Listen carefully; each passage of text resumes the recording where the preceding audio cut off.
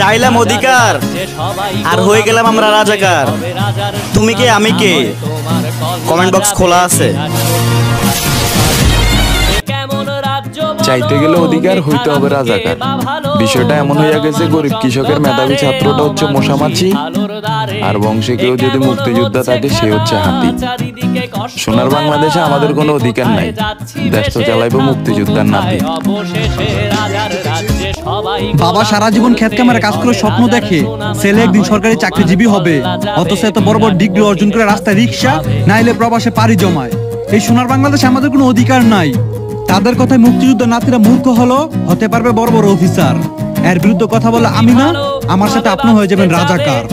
নারীর গর্ভ থেকে জন্ম নিয়ে নারীর ইজ্জত ধরেই দেয় এটা।